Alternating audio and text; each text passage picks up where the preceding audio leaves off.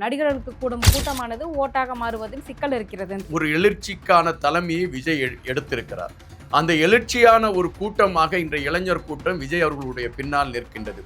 இன்றைய சூழலில் தமிழகத்தில் ஆட்சி மாற்றம் என்பது எழுதப்பட்டு விட்டது. நாம் தமிழரும் இணைஞ்சிருக்கிறாங்க. புதுசா வேணும். நாம் தமிழர் கட்சியை இந்த புதுசா வந்திருக்கக்கூடிய மாற்றத்திற்கான கட்சியாக நான் பார்க்கவே இல்லை. நீங்கள் இந்த 15 வருடங்களில் அவர்களால் மக்களுக்கு என்ன மாற்றம் நடந்தது என்று எடுத்து வைத்தால் ஒன்றுமே இல்லை. கலைஞர் கருணாநிதி அவர்களிலிருந்து அனைவருமே திரைத்துறையில் இருந்துதான் அவர்கள் அரசியல் களத்திற்குள் காலடி எடுத்து வைத்தார்கள். உடனே நீங்கள் சொல்லிவிடக்கூடாது கலைஞர் கருணாநிதி சிறு வயதிலிருந்து கட்சியின் கொடியை பிடித்து கொண்டு நடந்தார் என்று. சிறு வயதில் அவர் நாடகம் போட்டுவிட்டு நாடகத்திற்கு பணம் கட்ட முடியாமல் அணில்கள் என்று விமர்சனத்தை நாம் தமிழர் இயக்கத்தை சார்ந்தவர்கள் எடுத்து வைக்கிறார்கள். நாங்கள் எதிர்கருத்து பதிவிட முடியுமா? உங்க கட்சியில் இருக்கக்கூடியவர்கள் அதுதான்டா.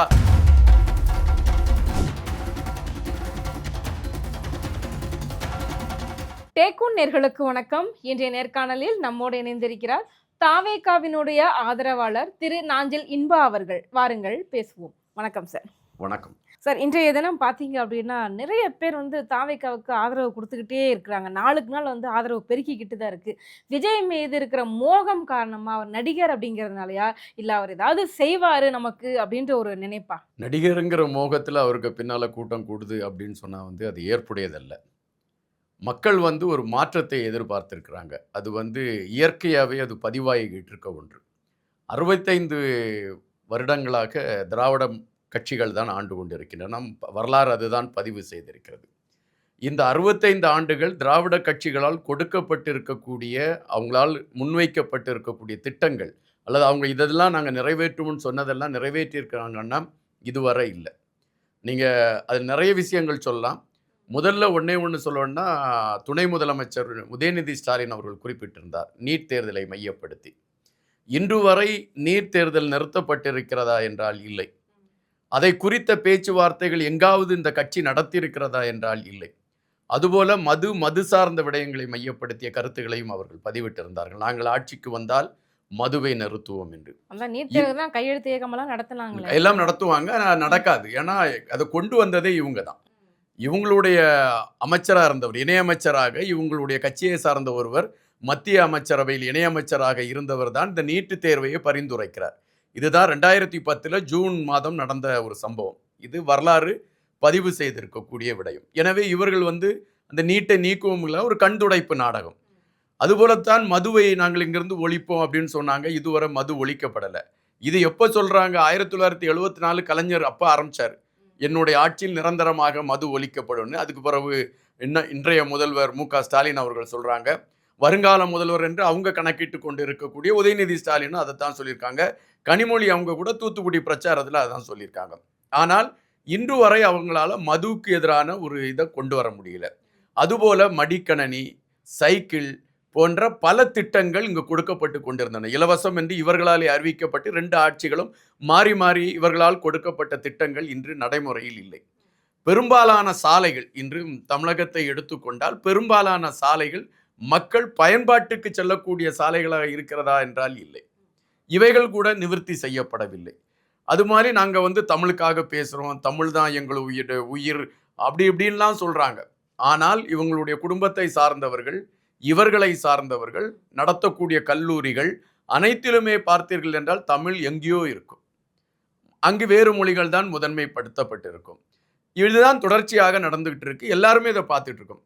இளைய சமுதாயத்திற்கு இப்போ சமூக வலைதளங்கள் ஒரு ஓப்பன் சாய்ஸாக இருக்குது. நான் இப்போ என்ன பேசுகிறேனோ மறுநிமிடமே என்னை விமர்சிக்கக்கூடிய களம் அவனுடைய கையில் இருக்கிறது. அவனுக்கு தெரியும் இந்த நாடு எப்படி போயிட்டு இருக்கு, இந்த ஆட்சியாளர்கள் என்ன கோணத்தில் பயணித்து கொண்டிருக்கிறார்கள் என்பதெல்லாம் அவனுக்கு துல்லியமாக தெரியும். தெரிகின்ற பட்சத்தில் நாம் ஒரு மாற்றமான ஒரு அரசியலை நாம் தேட வேண்டிய நிலைப்பாட்டிற்கு இன்றைய இளைய சமுதாயம் சென்றிருக்கிறது. எனக்கு என்ன அப்படின்னா, மாற்றம் வேணும் அப்படின்னு எதிர்பார்க்குறாங்க. எல்லாமே சரி, அதிமுக வேண்டாம், எனக்கு திமுக வேண்டாம், புதுசாக ஒரு கட்சி வேணும் அப்படின்னு சொல்லிட்டு கொண்டுட்டு வராங்க. இதில் நாம் தமிழரும் இணைஞ்சிருக்கிறாங்க. புதுசாக வேணும். நாம் தமிழர் கட்சியை இந்த புதுசாக இருக்கக்கூடிய மாற்றத்திற்கான கட்சியாக நான் பார்க்கவே இல்லை. காரணம் 2010 அந்த கட்சி தொடங்கப்பட்டுச்சு. தொடங்கப்படச்சமே அவங்க பெரியார் சித்தாந்தத்தில் ரொம்ப ஊறி நின்னவங்க மாதிரி காட்டிக்கிட்டாங்க. அதன் பின்பு அவங்க நாங்கள் மாறிட்டோம், எங்களுக்கு வந்து பெரியாருடைய கோட்பாடுகள் இல்லை, எங்களுக்கு தமிழ் தேசியம்தான் முதன்மை அப்படின்றாங்க. நாங்கள் அதை ஏற்றுக்கொள்கிறோம். அவங்களுடைய தமிழ் தேசிய உணர்வுக்கு நாங்கள் அதாவது ஏற்றுக்கொள்கிறோம், அடிமைப்பட்டல்ல ஏற்றுக்கொள்கிறோம் என்று வைத்துக் கொள்ளுங்கள். அந்த தமிழ் தேசியத்தை மையப்படுத்தி அவர்கள் சாதித்து காட்டியது என்ன? இந்த 15 வருடங்களாக அவர்கள் சாதித்து காட்டியது என்ன என்றால் ஒன்றுமில்லை. ரஜினிகாந்தை விமர்சிப்பார்கள், மறுநிமிடம் ரஜினிகாந்திடம் போய் இவர் சங்கி நண்பன் என்கின்ற அடிப்படையில் நாங்கள் கைகோர்த்தோம் என்பார்கள். விஜயகாந்தை விமர்சிப்பார்கள், அதன் பின்பு விஜயகாந்த் அவர்கள் மரணம் அடைந்த பின்பு அவரை மாதிரி ஒரு தலைவரை நாங்கள் பார்த்ததில்லை என்று அவர்கள் எடுத்து வைப்பார்கள். கோட்பாடு, நாங்கள் கொள்கையில் பயணிக்கிறோம், கோட்பாடில் பயணிக்கிறோம் என்கின்ற வார்த்தைகள் ஜாலங்கள் மட்டுமே அவர்களால் எடுத்து வைக்கப்படுகின்றதை தவிர, நீங்கள் இந்த 15 வருடங்களில் அவர்களால் மக்களுக்கு என்ன மாற்றம் நடந்தது என்று எடுத்து வைத்தால் ஒன்றுமே இல்லை.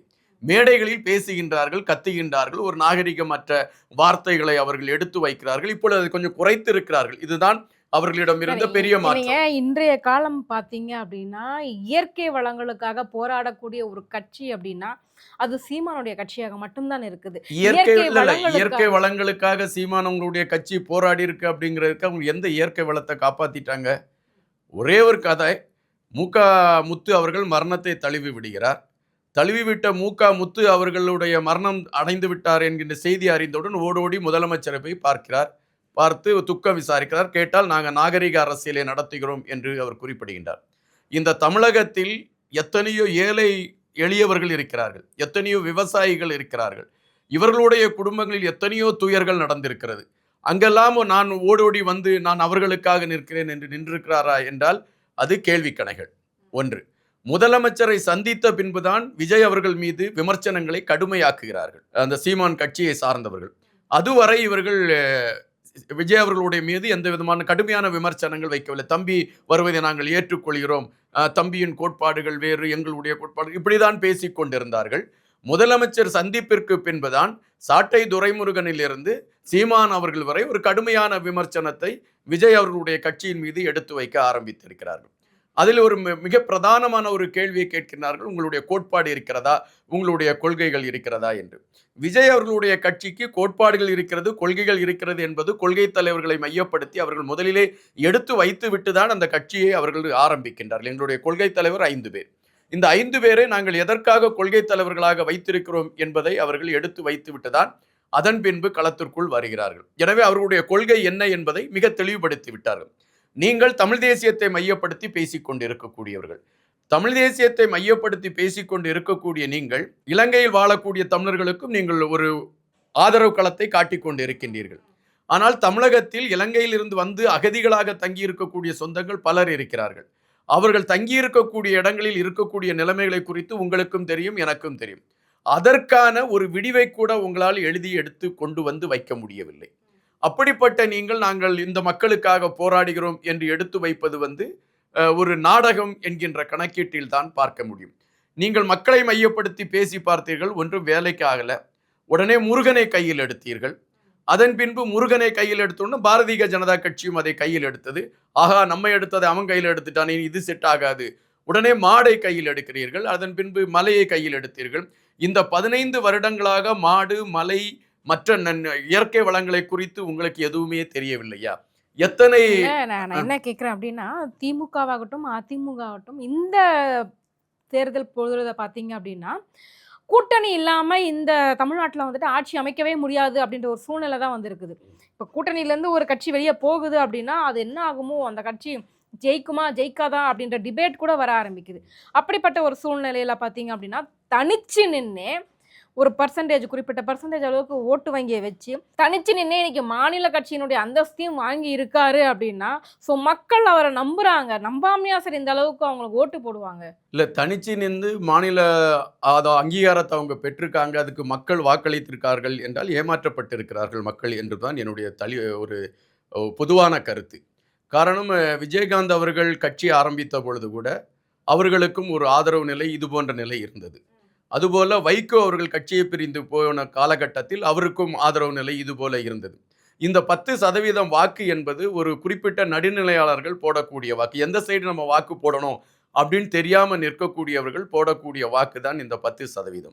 இந்த 10% வாக்கில் அந்த சூழலில் தமிழக வெற்றி கழகம் அப்பொழுது தொடங்கப்படவில்லை. தமிழக வெற்றி கழகத்தில் இருக்கக்கூடிய அந்த தொண்டர்கள் அப்பொழுது அவர்கள் மக்கள் இயக்கத்தை நடத்தி கொண்டிருந்தார்கள். அவர்களை பொறுத்த மட்டில் அவர்களோட எண்ணம் எப்படி இருந்ததுன்னா, சீமான் அவர்கள் விஜய் அவர்களை தம்பி என்று பாசமாக அழைத்து கொண்டிருக்கிறார். நாங்கள் இருவரும் சேர்ந்து ஒரு படம் பண்ண போகிறோம் என்கின்ற செய்திகளை எல்லாம் பரவ விட்டார்கள். அப்படிப்பட்ட செய்திகள் வருகின்ற பொழுது அவர்கள் அண்ணனுக்கு ஒரு வாக்களித்து விடுவோம் என்கின்ற வாக்கு சதவீதம் கூட அதில் உண்டு. அது இல்லை என்று மறுப்பு சொல்ல முடியாது. இப்பொழுது வருகின்ற தேர்தல் தான் ஒரு பரீட்சைக்கான தேர்தல். இந்த தேர்தலில் சீமான் அவர்களுடைய கட்சி எவ்வளவு வாக்கு வாங்குகிறது என்பதை மையப்படுத்தியே உங்களுக்கு பல உண்மைகள் தெரிய ஆரம்பித்துவிடும். கண்டிப்பாக. இப்போ இருக்கிற களத்துல பார்த்தீங்க அப்படின்னா, நிறைய இடங்களுக்கு பிரச்சாரம் போக ஆரம்பிச்சிருக்காரு. வீக்கெண்ட் பிரச்சாரம். அதுக்கு விளக்கமும் குடுத்துட்டார் விஜய் அவர்கள். கமலஹாசன் என்ன சொல்லியிருக்காரு அப்படின்னா, "இவ்வளவு கூட்டம் கூடுதே, ஓட்டாக மாறுமா?" அப்படிங்கிறது கேள்விக்குறிதான். நடிகர்களுக்கு கூடும் கூட்டமானது ஓட்டாக மாறுவதில் சிக்கல் இருக்கிறதுன்ற மாரி பேசியிருக்கிறார். உங்க கருத்து என்ன சார்? உண்மையாலுமே கூட்டம் கூடினால் ஓட்டு ஆக மாறாதா? கூட்டம் கூடினால் ஓட்டாக மாறுமா மாறாதான இன்றைய சூழலில் அது ஓட்டாகத்தான் மாறும். அதற்கு ஒரு உதாரணம் சொல்கிறேன். நீங்க அது வலையொலியில் பார்த்திருக்கக்கூடிய வாய்ப்பு இருக்கிறது. ஒரு தகப்பனார் சொல்லுகிறார், என்னுடைய மகன் விஜய் அவங்களுடைய ரசிகராக இருக்கிறார். அவன் இப்பொழுதே என்னிடம் சொல்லிவிட்டான், நான் தேர்தல் களத்தில் நீங்கள் எங்களுக்கு தான் வாக்களிக்க வேண்டும் என்று. என் குழந்தைக்காக நான் அந்த வாக்கை நான் போடுவதற்கு தயாராகிவிட்டேன். இதைத்தான் தமிழக வெற்றி கழகத்தின் ஒவ்வொரு தொண்டனும் தன்னுடைய வீட்டில் செய்திருக்கின்றார். இப்போ பார்த்தீங்கன்னா, இலங்கை, பங்களாதேஷ், நேபாளம் இந்த 3 நாடுகளிலுமே இளைஞர்களால் மாற்றம் ஒன்று உருவாக்கப்பட்டது. அது யாரும் எழுப்பிய மாற்றம் அல்ல. அது தன்னெழுச்சியாக உருவாக்கப்பட்ட மாற்றம். அது இலங்கையில் ஆட்சி மாற்றத்தை உருவாக்கியது, நேபாளத்தில் ஆட்சி மாற்றத்தை உருவாக்கியது, வங்காளதேசத்திலும் ஆட்சி மாற்றத்தை உருவாக்கியது. அதுபோன்ற ஒரு எழுச்சிக்கான தலைமையை விஜய் எடுத்திருக்கிறார். அந்த எழுச்சியான ஒரு கூட்டமாக இன்றைய இளைஞர் கூட்டம் விஜய் அவர்களுடைய பின்னால் நிற்கின்றது. இன்றைய சூழலில் தமிழகத்தில் ஆட்சி மாற்றம் என்பது எழுதப்பட்டு விட்டது. அது விஜய் அவர்களுடைய தலைமையில் அந்த ஆட்சி மாற்றம் நடைபெறும். அவர் ஆட்சி பீடத்தில் ஏறுவார். அவரு கண்டிப்பாக ஆட்சி அமைக்கட்டும். இது ஜனநாயக நாடு. யார் வேணாலும் ஆட்சியில் அமைக்கலாம், யார் வேணாலும் கட்சி ஆரம்பிக்கலாம். நான் இல்லைன்னு சொல்ல வரல. என்ன எனக்கு ஒரு சந்தேகம் அப்படின்னா, இப்பதான் கட்சி ஆரம்பிச்சிருக்காரு. இது வரைக்கும் எந்த தேர்தலையும் அவர் ஃபேஸ் பண்ணனதும் கிடையாது. எந்த ஒரு அரசியல் முன் அனுபவம் எதுவுமே கிடையாது. நேரடியாக களத்துக்கு வந்திருக்கிறேன். 2026 நான் தான் முதல்வர் வேட்பாளர். என் தலைமையில் தான் கூட்டணி அப்படிங்கிறது கொஞ்சம் ஓவர் கான்ஃபிடென்ட்டாக தெரியலையா? இல்ல, அரசியல் முன் அனுபவம்னா எப்படி நீங்க சொல்றீங்க? இப்ப நானும் நீங்களும் பேசினா அது அரசியல். ஒரு நடிகர் அரசியல் பேசினா அது அரசியல் இல்லையா? தமிழகத்தில் அனைத்து கட்சிகளும், நான் காங்கிரஸ் பேரியக்கத்திலிருந்து திராவிட முன்னேற்ற கழகத்தில் இருந்து அனைத்து கட்சிகளும் நடிகர்களை மையப்படுத்தி தான் படுத்தப்பட்டிருக்கிறது. இது நீங்கள் எந்த கோணத்தில் பார்த்தாலும் சரி. காங்கிரஸ் பேரியக்கம் முதலாக வளர்ச்சியை கண்ட அந்த காலகட்டத்தில் நாடக நடிகர்கள் நடித்து அந்த கட்சியை பிரபலப்படுத்தினார்கள். அந்த கட்சியை கொண்டு போய் மக்கள் மன்றத்தில் கொண்டு போய் சேர்த்ததே நாடக நடிகர்கள். அதன் பின்பு ஒரு கட்டத்திற்கு மேல் திரைத்துறையில் நடிகர்கள் காங்கிரஸ் பேரியக்கத்திற்கென்று ஒரு அணியும், திராவிட முன்னேற்ற கழகத்திற்கென்று ஒரு அணியும் இருந்தது. கலைஞர் கருணாநிதி அவர்களிலிருந்து அனைவருமே திரைத்துறையில் இருந்துதான் அவர்கள் அரசியல் களத்திற்குள் காலடி எடுத்து வைத்தார்கள். உடனே நீங்கள் சொல்லிவிடக்கூடாது, கலைஞர் கருணாநிதி சிறு வயதிலிருந்து கட்சியின் கொடியை பிடித்து கொண்டு நடந்தார் என்று. சிறு வயதில் அவர் நாடகம் போட்டுவிட்டு நாடகத்திற்கு பணம் கட்ட முடியாமல் அங்கிருந்து தன்னுடைய மோதிரத்தை கலத்து அடமானம் வைத்து நாடக கடனை தீர்த்ததாக நெஞ்சுக்கு நீதியில் அவரே பதிவு செய்திருக்கிறார். அப்படி என்றால் கலை சார்ந்த இடத்தில் தான் ஒவ்வொரு தலைவரும் உருவாக்கப்பட்டிருக்கிறார். விஜய் அவர்களை பொறுத்த மட்டில் விஜய் அவர்கள் அவருடைய அந்த இயக்கம் மக்கள் சார்ந்த களப்பணியில் சுமார் 20-25 ஆண்டுகள் அது களப்பணியிலே பயணித்திருக்கிறது. மக்களுக்கு தேவையான விடயங்களை செய்து கொடுப்பது, இவைகளை எல்லாமே அவர்கள் எடுத்துக்கொண்டு பயணித்திருக்கின்றார்கள். அந்த களம் அவர்களுக்கு அரசியலை கற்றுக் கொடுத்திருக்கிறது. நீங்கள் ஒன்று மட்டும் புரிந்து கொள்ள வேண்டும், ஒரு அரசியல் ஞானம் இல்லாமல் 2 மாநாடை இவ்வளவு பிரம்மாண்டமாக எந்த கட்சியாலும் நிர்மாணிக்க முடியாது. 2 மாநாடை நிர்மாணித்திருக்கிறார்கள். பிரச்சாரத்தை கையில் எடுத்து மிக தெளிவாக சென்று கொண்டிருக்கிறார்கள். விமர்சனங்கள் கொடுக்கக்கூடியவர்கள் வெளியிருந்து கொடுக்கிறார்கள். குறிப்பாக அணில்கள் என்று விமர்சனத்தை நாம் தமிழர் இயக்கத்தை சார்ந்தவர்கள் எடுத்து வைக்கிறார்கள்.